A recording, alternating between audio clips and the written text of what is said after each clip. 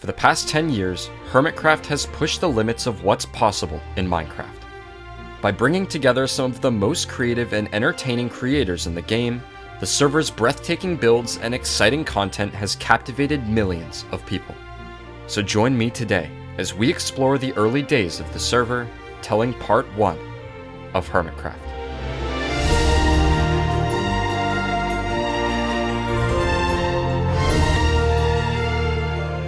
Really quick, if you haven't already, make sure to subscribe to the channel as this video took a long time to make.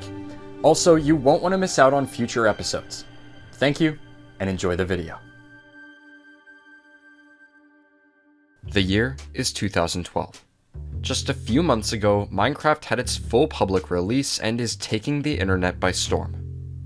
Let's plays and tutorials of the game dominated YouTube, and countless people solidified themselves in history as the first generation of Minecraft YouTubers. One of these people was Generic B. For the past 9 months, Generic B had uploaded mostly Minecraft tutorials as well as a Let's Play series on his channel, managing to reach just over 22,000 subscribers, which for the time made him one of the more successful Minecraft channels on the platform. But Generic was far from satisfied, as he knew the future of Minecraft wouldn't be in single player. No, the real content was in survival multiplayer servers, what would soon be known as SMPs. For years, the Minecraft SMP was the biggest thing in Minecraft, a server where many of the game's biggest creators got together to play on a single world, creating a community far bigger than any of their channels could have by themselves. Minecraft was the first widely successful SMP on YouTube, and proved that the format had the potential for huge success on the platform. And having been a fan for quite a while, Generic sought to replicate its success and create his own SMP. And so, after gathering some of his friends and fellow small creators, as well as some inspiration from his own channel for the name, the Hermitcraft SMP was born.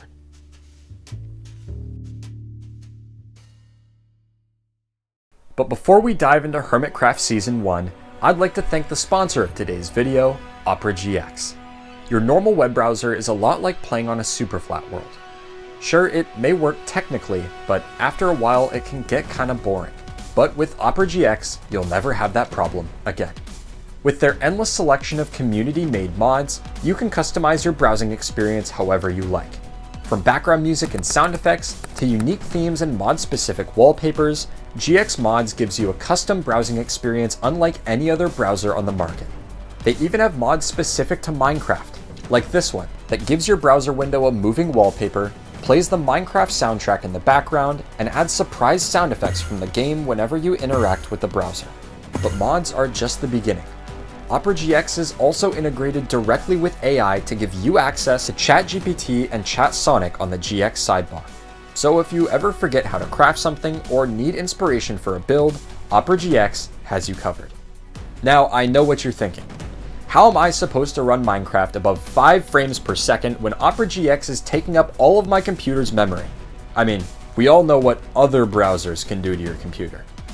Luckily, thanks to their GX control feature, Opera GX is specially designed to run efficiently, so you can farm potatoes instead of playing Minecraft on a potato. And finally, Opera GX even has a built-in tool to import all of your bookmarks, browsing history, and extensions from other browsers. I timed myself, and it took me under 3 minutes to download, install, log in, and import everything I needed from Google Chrome. It's time you stopped settling for just an average browser. Just click the link in the description and download Opera GX to level up your browsing game today. And now, back to the video. Season 1 of Hermitcraft got off to a bit of a shaky start. After just 2 days, chunk errors resulted in the server being reset. And just 2 weeks later, another server crash corrupted the world and they had to restart yet again. This time when he spawned in, Generic found himself at the edge of a plains biome, staring straight across the ocean at a mushroom island. In contrast to the past 2 worlds, this spawn was definitely more exciting. And so, without hesitation, Generic and the other hermits got to work. The first few days were pretty standard, with Generic most notably joined by Hypnotized, Biffa, and Exuma, building up their home village and a few basic farms at spawn. Upon uploading his first Hermitcraft video, Exuma's channel sat at around 15,000 subscribers, mostly from various tutorials on redstone automated farms and some solo playthroughs on his own worlds. And being the redstone professional of the group, decided his first few projects would be community farm builds. This would give the hermits easy access to some basic resources before going off to start other projects. And so, he got to work, completing a melon and pumpkin farm, skeleton farm, netherwart farm, tree farm, and wheat farm, while cleaning up a lot of the buildings around the village. While Exuma was busy, Generic had completed his small house by the water, Hypno had constructed an iron golem farm, and 2 new members, Corrales and Joe Hills, joined the SMP. And with the main village looking good, and more than enough resources, the hermits were finally ready to kill the Ender Dragon.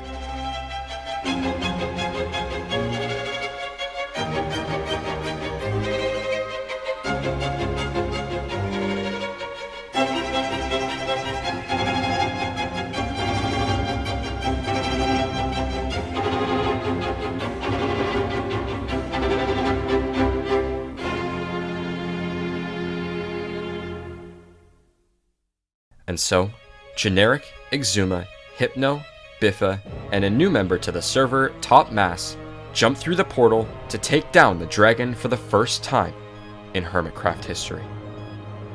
As they stood underground, the 5 readied their bows, placed pumpkins on their heads, and mined their way to the surface.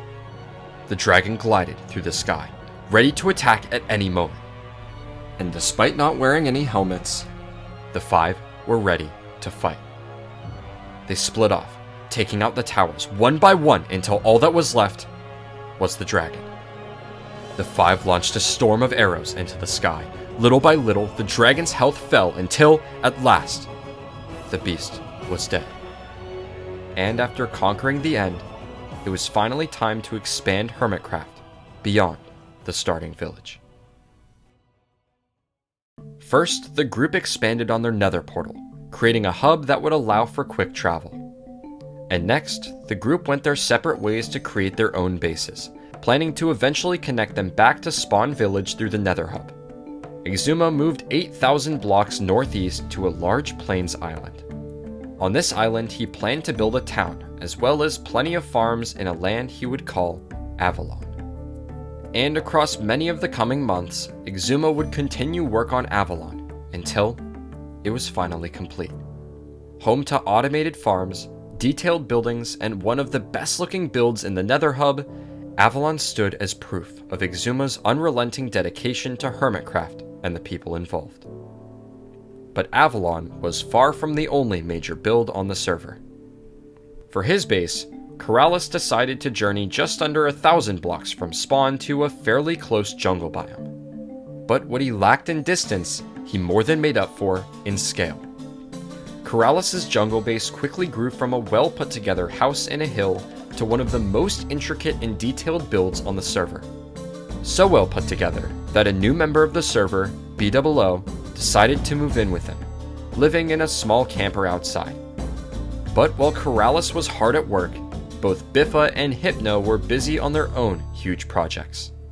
After a bit of a slow start in terms of building, Hypno finally decided on an idea for his base. And so he journeyed nearly twice as far as Exuma and began work on his temple. For the next 5 or so months, Hypno worked off and on building the temple as well as some other projects before it was officially complete, standing as one of the best looking builds in the world. Meanwhile, on the other side of the world, Biffa began his build around the end portal. His plan was to clear out a massive section of the ocean using sand to create a sort of circular area enclosed by walls of glass and the surrounding ocean. And with some redstone help from Exuma and lots of time, Biffa completed what has to be the largest scale build in Hermitcraft Season 1. The server, on the surface, seemed to be thriving. Minecraft was taking over YouTube, and Hermitcraft, small as it was, had its own little corner of the game. Generic had grown from 22,000 subscribers to 54,000, Exuma had grown from 15,000 to 33,000, and many other hermits experienced similar growth as more and more people fell in love with the server. But in reality, it was slowly starting to fall apart. Inactivity became a huge problem in Hermitcraft. New players would join, make a few videos, then end up losing interest and leaving. At first, the solution seemed simple: invite even more new members. But Generic knew this cycle of replacing couldn't go on forever. In August of 2012, something happened that would change everything. Generic B, inspired by Minecraft to create Hermitcraft, was invited to join the Minecraft server. Suddenly, he was faced with the biggest decision of his YouTube career. One that would determine not only the future of his channel, but the channels of everyone else in Hermitcraft. Stay with the server he created, or join the one who inspired him to make it. For a few months, he played on both at the same time, but facing the very real threat of burnout, he knew he had to choose. And on April 20th, 2013, Generic B uploaded his final video on Hermitcraft, announcing his full commitment to Minecraft and ending the series on his channel for good. At this point, the future of Hermitcraft looked grim. Dozens of inactive members and the departure of the server's creator posed a very real threat to the last remaining active members. Thousands of blocks, once flourishing bases, ever-expanding mines, now left untouched, never to be seen again. The server was dying, and the remaining members knew they had to do something big, something that would refresh their inspiration, bring back the excitement and wonder from the early days of the server. And after some thought, the group agreed there was only one thing they could do. And so, the difficult decision now fell upon them. Stay loyal to the land that brought them together, or set out on a new adventure and reset the world. And on June 7th, after a year and 2 months of memories, the sun set for the last time on Hermitcraft Season 1.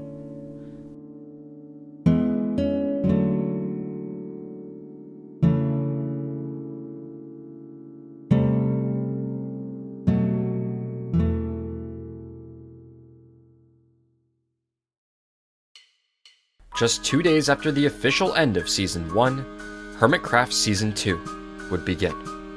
And the remaining players from Season 1, filled with inspiration from the new world, stood ready to begin another adventure.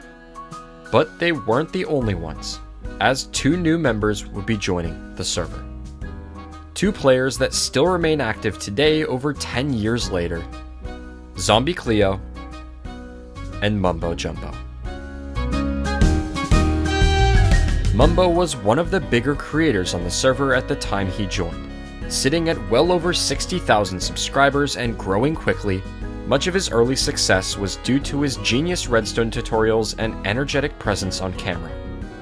But through his time on Hermitcraft, his charming personality and talent in building were put on display even more. This, as well as his redstone genius, quickly made him a fan favorite in the Minecraft community, later leading him to become the most subscribed to hermit in the history of the server. But that day, he was just excited to start a new adventure with his friends. As with the last season, the first few days were mostly focused on spawn, with Mumbo and Exuma building a sort of centerpiece for the spawn village, Hermit Town, which would then be expanded out to the surrounding areas by them and the other hermits. As the foundations were being laid, many players got to work on their starter homes. Joe Hills began work on his house, in the hills. Exuma constructed a small home using the new clay blocks, and another hermit, I Am Spoon, constructed what looked to be the start of a church.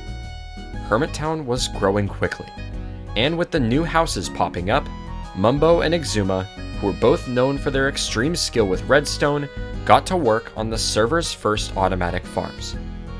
Mumbo struck first, creating a floating iron farm at spawn, but Exuma wasn't far behind, completing an automatic pumpkin and melon farm right outside the middle of Hermit Town.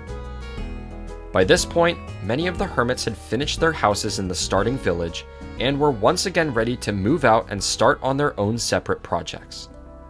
And so, everyone went their separate ways, building some of the best looking projects the server had ever seen.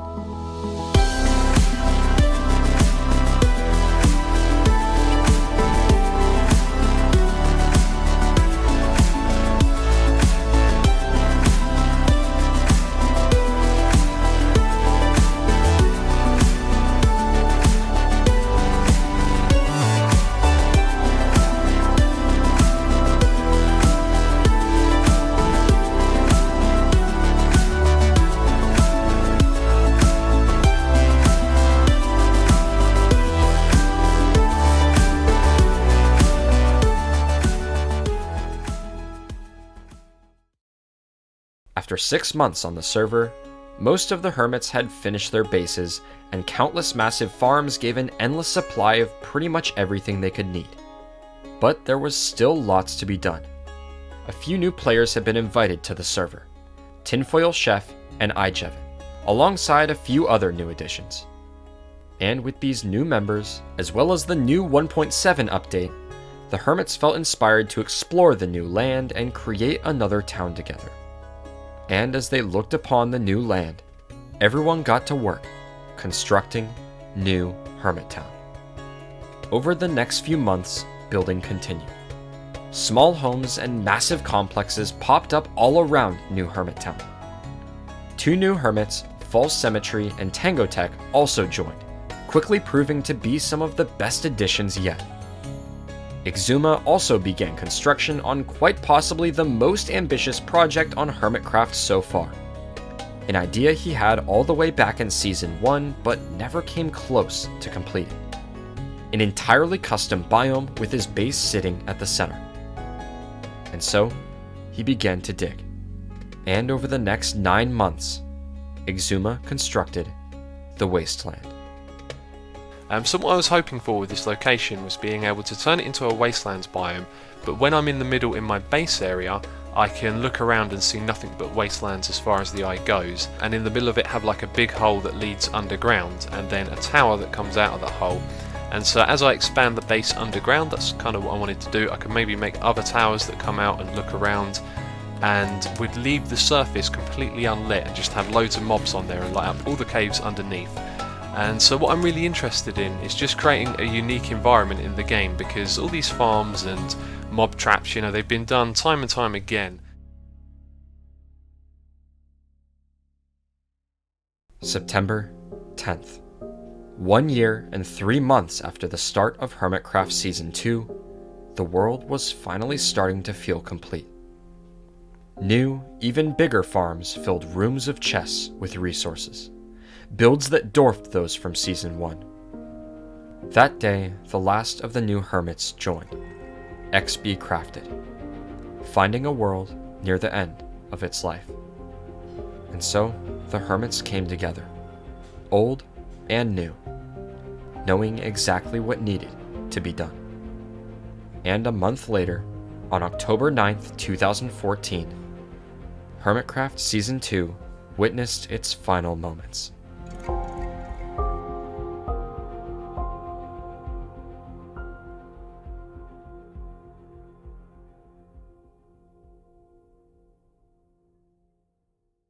Season 3 of Hermitcraft would be much different than the first 2, as this time it would not be a normal world, but rather on the new amplified world type, which had been added to Minecraft during the previous season. Immediately after spawning in, the hermits found themselves completely surrounded by mountains, cliffs of stone hundreds of blocks high, a waterfall shooting off the cliff and down the side of the mountain. This was going to be their biggest challenge yet. First, they had to find a place to build their starting village, and quickly it became clear that they had to find some sort of valley between the mountains, as everywhere else was too rough of terrain to build a town on. And so, they started to explore, traversing the maze of floating islands and towering cliffs until a few of the hermits stumbled across the perfect location. Exuma gathered the rest of the group and led them to the valley. And with that, the group looked over their first project on the new server, Hermit Hills. As always, Exuma got to work right away, building an incredible looking starter home as well as a golden XP farm on the roof of the Nether. Meanwhile, plenty of other homes started popping up around Hermit Hills, including a futuristic build from Slipgator as well as a Nether-style house from Tango. And over the next few weeks, more and more builds continued to appear around the hills. Automatic farms by Mumbo, an incredible mountain base by False, a town hall by Slipgator, and the beginnings of a castle by Zul'jin. Day by day, Hermit Hills was starting to feel more and more complete. And so, many of the hermits looked to the other side of the Colossal Mountains, setting out to explore the rest of the world. Exuma struck first, stumbling across an incredible-looking mesa and desert biome, and together with a few other hermits, they established a mining outpost in the cliff as a consistent source of clay for their builds. Exuma also ventured deeper into the Nether, building a large wither skeleton farm to allow for easier access to beacons on the server. But Exuma wasn't the only one hard at work. Mumbo had found his way to a large swamp valley a few thousand blocks from Hermit Hills. Here, he planned to build a large mob farm with his base underneath, all themed after an ice spikes biome. Meanwhile, on the other side of the server, False Cemetery was beginning a project of her own. After stumbling across 2 islands roughly 4,000 blocks from Hermit Hills, she planned on building a small village in a lagoon as well as a resort on the other side of the island called Symmetry Sands. And finally, in what would become one of the most ambitious builds in Season 3, the Hermits had agreed to begin a new collaborative project. A theme park, holding dozens of interactive builds from most people on the server. This new area would be located a short distance from Hermit Hills, creatively named Hermit Thrills. And with these new projects planned, as well as countless others beginning around the server, there was nothing left to do but build.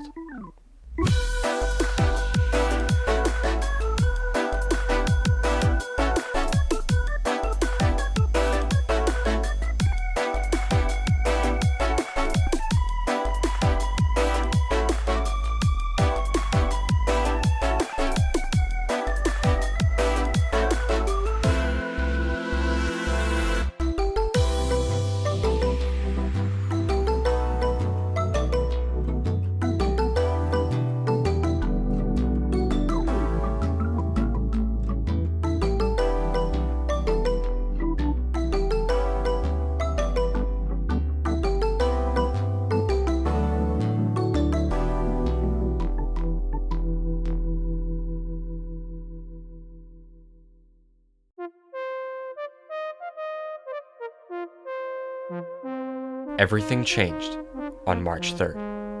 For the first time since inviting Impulse SV to join a few months before, Hermitcraft would be adding 2 new members to the server. But these were no normal additions.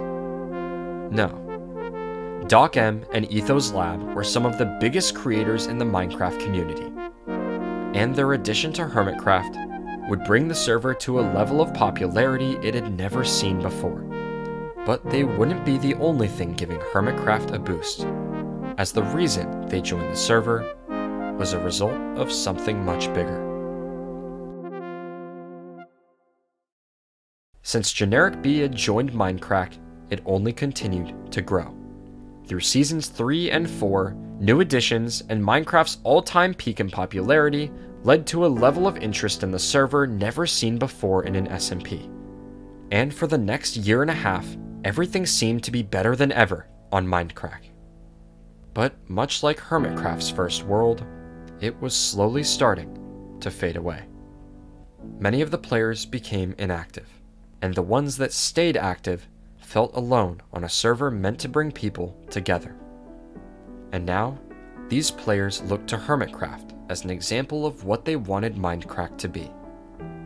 And so, when the server owner Good seeked to expand the business side of Mindcraft, many of the members felt uncomfortable with the direction their server was going in, deciding to part ways with the once great SMP.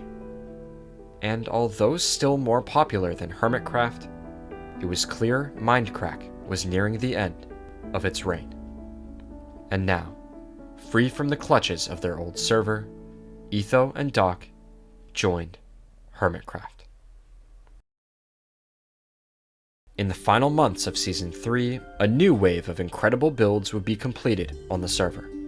The first was of course Etho's base. Claiming a humble piece of land in a remote jungle, Etho constructed a sort of Dwarven mine. Complete with a functioning minecart system and impressive landscape, this build was a sign of great things to come from Etho in future seasons. Since the beginning of the server, Exuma had mostly focused his time and effort on farms, building a slime farm, wither skeleton farm, witch farm, and countless others. But in late May 2015, he finally began construction on his base. His plan was to build mostly underground, expanding an already existing ravine into an oval-shaped hole in the ground, and making a tiered structure underneath, all connected by a redstone elevator on the far side. And over the rest of the year, that's exactly what he did. Floor by floor, the build started to come together. And in late December 2015, Exuma's Season 3 base was finally complete. While Exuma was busy at his base, some major developments had been taking place in the Nether. Following the completion of Cemetery Sands, False turned her sights to the Nether Hub.